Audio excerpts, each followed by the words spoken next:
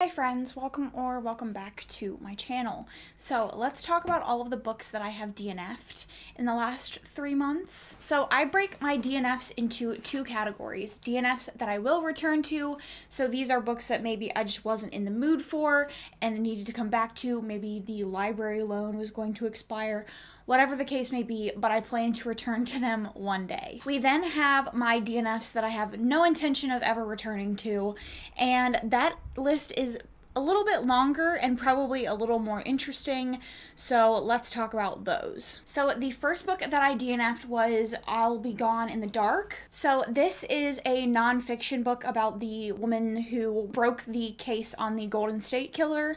I ended up DNFing this because it was more about her life and her life surrounding the case and what led her up to the case, and I just don't really care about that. And then ended up DNFing Cruel Kings. This was the Taboo Book Club for February, I think. The book club hosted by Tamika from Library of Tomes.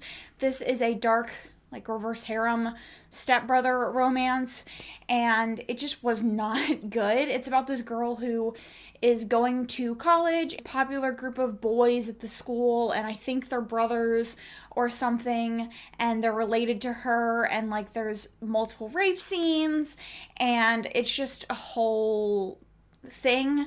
No interest in going back to that one. The writing is absolutely atrocious, and it just is a fat no. So then I ended up DNFing The Ritual. I actually started this as a buddy read, and I was buddy reading this with Tamika, and she got much further into it than I did. And I had started, I was maybe 10 or 15 minutes in. She said that there's a lot of fat phobia and misogyny, and constantly talking about the way people look and vilifying people for the way that they look. So I just have really no interest in reading a book like that. But then I DNF'd Blockshot. This is the second book in the Hoops series. I read it for the video where I read all of the series by Kennedy Ryan available on KU, and I liked every single one of them except this one. They were all 3 or more stars. Most of them were 5 stars. Kennedy Ryan has a fantastic writing style. It is very beautiful and you can really connect to it, but I just didn't really like the way that things were handled in this book. It does have cheating, which doesn't personally bother me as long as it's not cheating against one of our parts of our relationship.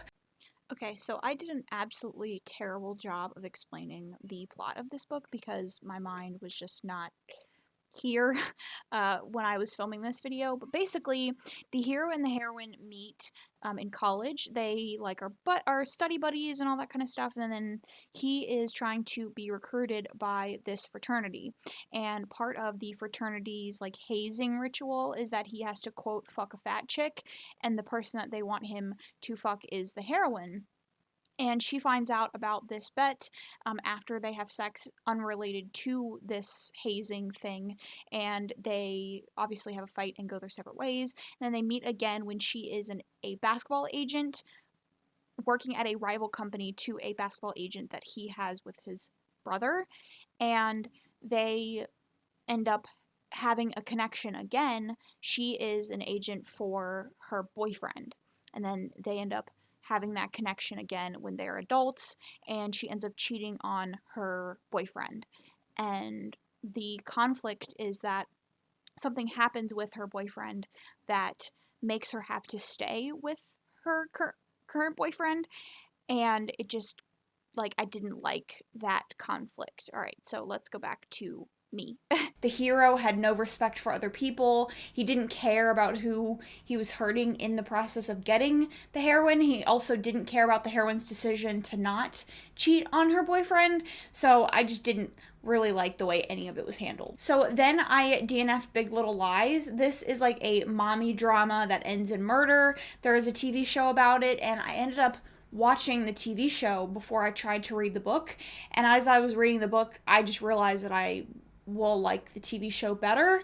But this is basically about a small town. I think the book is set in Australia, and it's about a bunch of rich moms who have beef with each other, and then one night it ends in a murder, and you're flashing from past to present where people are being investigated by the police. And the TV show is really, really good. So I think I'm just gonna live with the memory of the TV show and not try to pick the book back up because it was just kind of boring. So then I DNF'd Sadly Night Bitch. I love this book title and cover.